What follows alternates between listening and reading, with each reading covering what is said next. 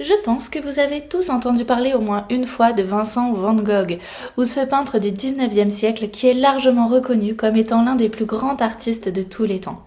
Il a créé un grand nombre d'œuvres d'art remarquables, qui ont laissé une empreinte durable dans le monde de l'art. Cet artiste est caractérisé par sa passion, son intensité émotionnelle et son expérimentation constante avec les techniques artistiques. Son style post-impressionniste a eu une grande influence sur l'art moderne et continue d'inspirer les artistes du monde entier. Voici 20 faits étonnants sur cet artiste qui a marqué notre histoire. Bienvenue dans Portrait d'artiste. Vincent van Gogh est considéré comme l'un des plus grands autoportraitistes de l'histoire de l'art occidental. Il a réalisé au cours de sa vie plus de 30 autoportraits qui a permis de refléter sa propre évolution artistique et les défis personnels qu'il a rencontrés. Les autoportraits de Van Gogh ne se limitaient pas à un simple exercice narcissique, mais ils étaient plutôt une partie intégrante de sa pratique artistique et de sa réflexion sur lui-même en tant qu'artiste. Ces autoportraits montrent souvent des expressions personnelles, émotionnelles intenses, reflétant sa propre lutte intérieure et sa santé mentale précaire. Ils ont été réalisés dans divers médiums, notamment la peinture à l'huile, le dessin et la gravure, et ils représentent une grande variété de styles et d'expressions.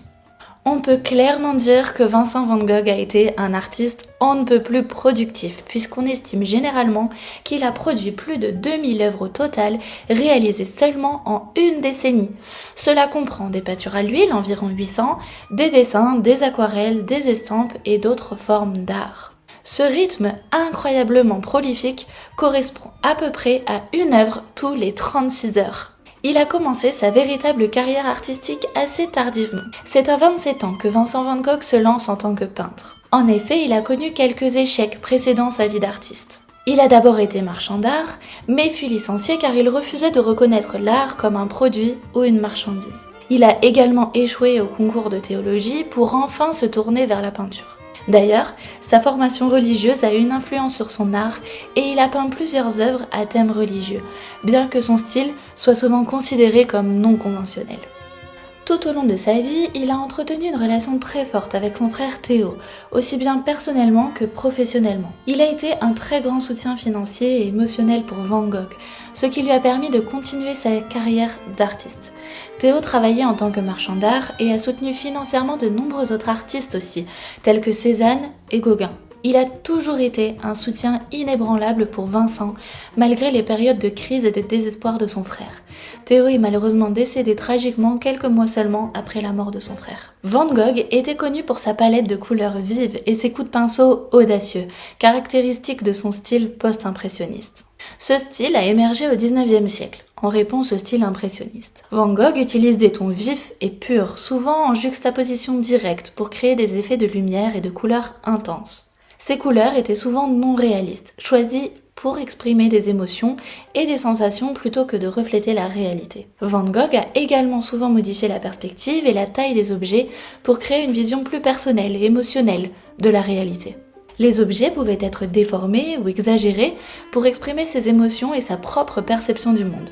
Son coup de pinceau était épais, expressif et visible. Il utilisait la texture de la peinture pour ajouter de la profondeur et de la dimension à ses toiles. Il était passionné par l'art japonais et a collectionné des estampes japonaises ukiyo-e qui étaient des gravures sur bois japonaises du 19e siècle. Il avait une grande admiration pour l'art japonais et les considérait comme des œuvres d'art d'une grande beauté. L'influence de l'art japonais sur Van Gogh a enrichi son travail en lui apportant de nouvelles idées et une esthétique innovante. Son utilisation de techniques et de motifs japonais dans son propre art a contribué à faire de lui l'un des plus grands artistes et les plus novateurs de son époque, dont l'impact se fait toujours ressentir dans le monde de l'art moderne et contemporain. La vie sentimentale de Vincent van Gogh a été marquée par la solitude, les relations tendues et les défis personnels. Il a eu des relations amoureuses compliquées et souvent infructueuses. L'une de ses premières amours était une cousine, Kay Voss Tricker, dont il était éperdument amoureux, mais elle ne partageait pas ses sentiments. Il a ensuite vécu un certain temps avec une certaine Sienne Hornig, une prostituée dont il a réalisé plusieurs portraits d'elle et de sa famille. Van Gogh ne s'est jamais marié et n'a jamais eu d'enfant. Le 23 décembre 1888, il s'est mutilé l'oreille droite après une dispute avec son ami artiste Gauguin. Il a eu avec lui une relation amicale et artistique intense. Ils ont partagé une maison à Arles, mais cette cohabitation a été ponctuée de conflits et a abouti à cet accident. Cet acte troublant est certainement l'un des plus connus de la vie de l'artiste. Les raisons qui ont poussé Van Gogh à s'automutiler sont diverses. Tout d'abord, la divergence artistique de ces deux peintres complexifiait la gestion de leur atelier commun. La dispute particulière qui a conduit à la mutilation de l'oreille a été déclenchée par une querelle, mais les témoignages divergent quant aux détails exacts de la dispute. Il semblerait que Gauguin avait menacé de quitter la maison qu'il partageait. Van Gogh était déjà aux prises avec des problèmes de santé mentale, notamment des épisodes de dépression et d'anxiété intense. La pression de la cohabitation avec Gauguin et les désaccords artistiques ont pu exacerber ces troubles mentaux. Ce jour-là, dans un état de détresse émotionnelle, Van Gogh a saisi un rasoir et s'est coupé l'oreille droite. Il a ensuite enveloppé l'oreille mutilée dans un morceau de papier journal et l'a apporté à une femme dans un bordel voisin. Il a d'ailleurs peint un énième autoportrait à la suite de cet incident, autoportrait à l'oreille bandée de 1889, réalisé dans son atelier devant un miroir. Cet épisode tragique démentiel précède de 18 mois le suicide du peintre. La cause exacte de sa mort en 1890 reste un sujet de débat. Il est généralement admis qu'il s'est suicidé en se tirant une balle dans la poitrine, bien qu'il existe des théories alternatives. Quant à elle, la santé mentale fragile de Van Gogh a largement été admise par les historiens. Il a fait de nombreuses phases de dépression et d'agitation au cours de sa vie. Le 27 juillet 1890, Van Gogh est sorti dans un champ de blé et s'est tiré une balle dans la poitrine avec un revolver. Il a survécu à la tentative de suicide, mais la blessure était vraiment grave. Van Gogh est décédé de ses blessures le 29 juillet 1890, 2 jours après s'être tiré une balle. Il avait 37 ans au moment de sa mort. Van Gogh n'était pas le seul artiste de sa famille. Comme on l'a dit, son frère Théo était également marchand d'art et son neveu, Vincent Willem van Gogh, a créé la fondation Van Gogh pour préserver l'héritage artistique de Vincent. Les pommes de terre étaient un sujet récurrent dans l'œuvre de Vincent van Gogh. Il a créé plusieurs natures mortes représentant des pommes de terre, notamment les mangeurs de pommes de terre, peint en 1885, qui est l'une des œuvres les plus célèbres dans ce genre. Ce tableau reflète l'intérêt de Van Gogh pour les sujets ruraux et sa sympathie pour les gens entre guillemets ordinaires, en particulier les paysans, lui qui est issu d'un milieu bourgeois. Il a exprimé son désir de représenter la vie rurale de manière authentique et de montrer les conditions de vie difficiles des paysans. Bien que ce tableau soit souvent associé à des tons sombres et à une ambiance mélancolique, il montre également l'intérêt de Van Gogh pour la lumière et les ombres. Il a utilisé la lumière pour modeler les visages des personnages et créer un contraste dramatique. En plus de les mangeurs de pommes de terre, Van Gogh a créé d'autres natures mortes avec des pommes de terre, telles que nature morte avec des pommes de terre dans un panier et nature morte avec une soupière et des pommes de terre. Il a écrit plus de 800 lettres, principalement à son frère Théo. Ces lettres fournissent des détails précieux sur sa vie, son art et son état de santé mentale. Elles sont considérées comme l'une des correspondances les plus importantes de l'histoire de l'art. Les lettres couvrent la période de 1872 à 1890, ce qui coïncide avec la carrière artistique de Van Gogh et sa vie en tant qu'artiste, et aborde une grande variété de sujets, notamment son art, sa santé mentale, ses réflexions philosophiques, sa vie quotidienne, ses luttes financières, ses relations avec d'autres artistes et ses observations sur le monde qui l'entoure. Dans ses lettres, Van Gogh se décrit souvent de manière introspective et se perçoit comme un artiste en quête de sens et de vérité. Il écrit sur ses émotions, ses états d'âme et ses moments de créativité.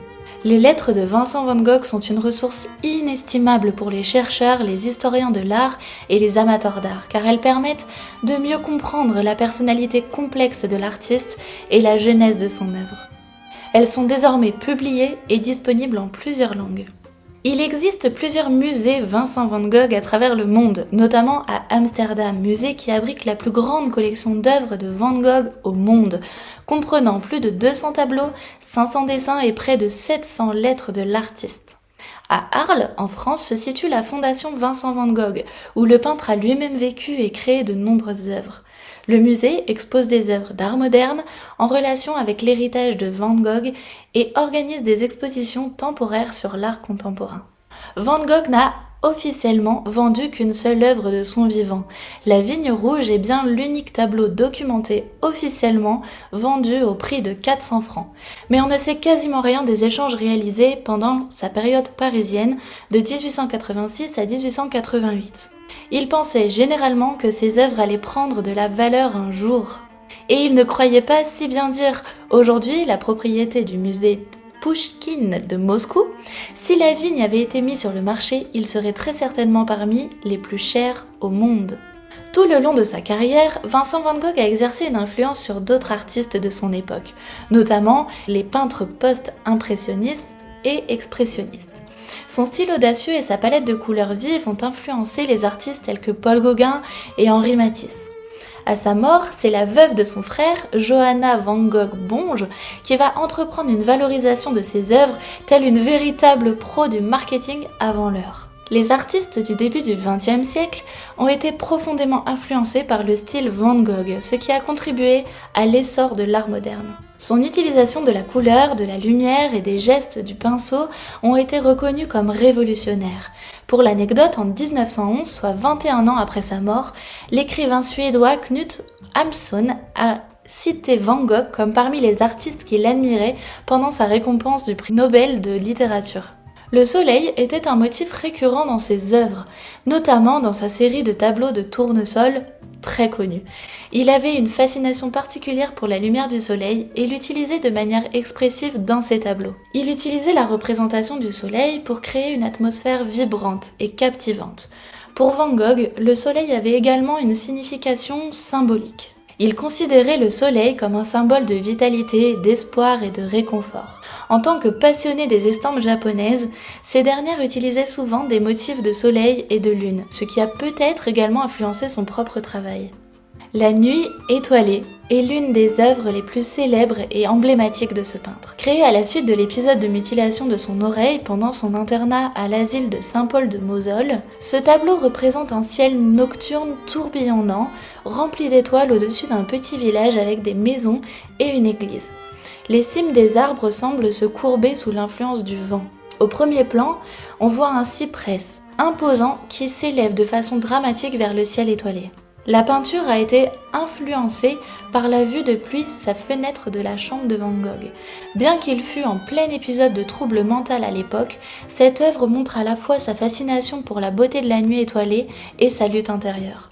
L'émotion captivante de la nuit étoilée en font l'une des œuvres les plus mémorables de l'histoire de l'art et elle témoigne du génie artistique de Vincent van Gogh malgré les défis personnels auxquels il faisait face à l'époque de sa création. Il a collectionné des œuvres d'art d'autres artistes contemporains, notamment des œuvres de Gauguin, d'Émile Bernard, de Signac et bien d'autres. Bien qu'il n'ait pas été en mesure d'acheter de nombreuses œuvres par lui-même, en raison de ses propres difficultés financières, il échangeait fréquemment des tableaux avec d'autres artistes. Van Gogh admirait de nombreux artistes de son époque et du passé, notamment Millet, Eugène Delacroix ou Rembrandt. Il a écrit des lettres dans lesquelles il discutait de son admiration pour ces artistes et de la manière dont ils avaient influencé son travail. Son travail a influencé de nombreux mouvements artistiques, dont l'expressionnisme. En particulier l'artiste allemand Ernst Ludwig Kirchner, qui admirait sa passion, son intensité émotionnelle et son exploration de la couleur et du geste du pinceau.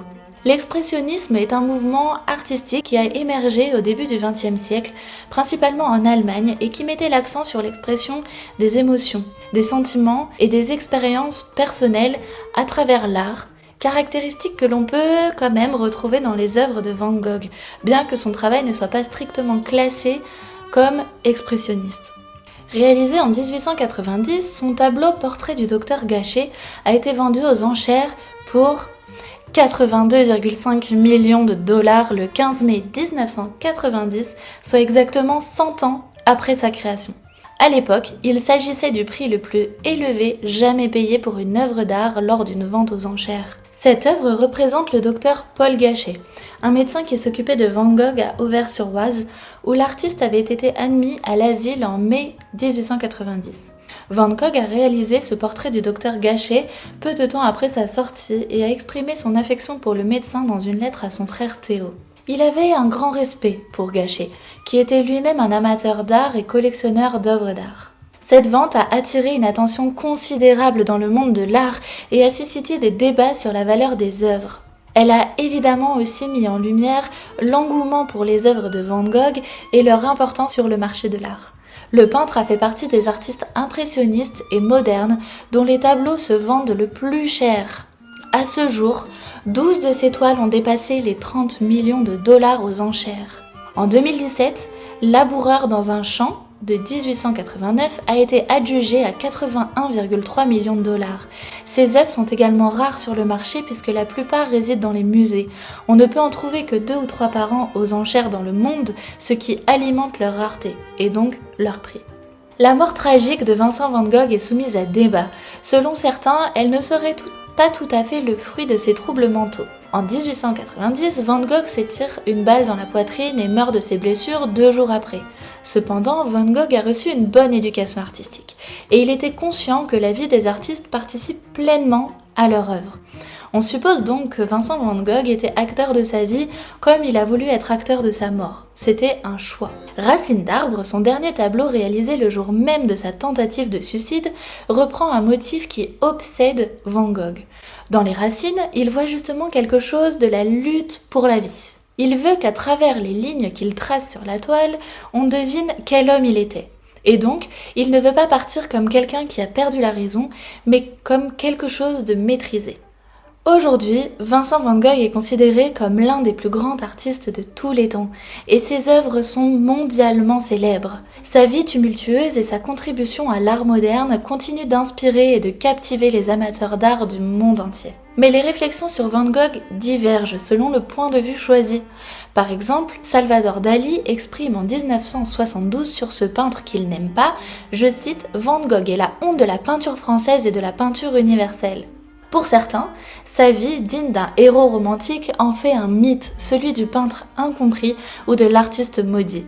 Il est pauvre, dépressif, asocial, au tempérament de feu, etc. Mais pour d'autres, Van Gogh est un artiste complexe, intelligent et cultivé. Sa peinture est le fruit d'un travail long, méticuleux, acharné et référencé. Quoi qu'il en soit, quel que soit le point de vue choisi, Van Gogh est un peintre reconnu et largement admiré. Dans sa dernière lettre trouvée dans sa poche le jour de son suicide, il écrit « Eh bien vraiment, nous ne pouvons faire parler que nos tableaux ». Et bien voilà, cette vidéo est terminée, j'espère qu'elle vous plaira, n'hésitez pas à liker cette vidéo ou à commenter pour me dire ce que vous en avez pensé. Avoir vos retours me ferait vraiment très plaisir. N'hésitez pas également à vous abonner pour me soutenir et soutenir le contenu de ma chaîne si ça vous plaît. Et on se retrouve très bientôt dans une nouvelle vidéo.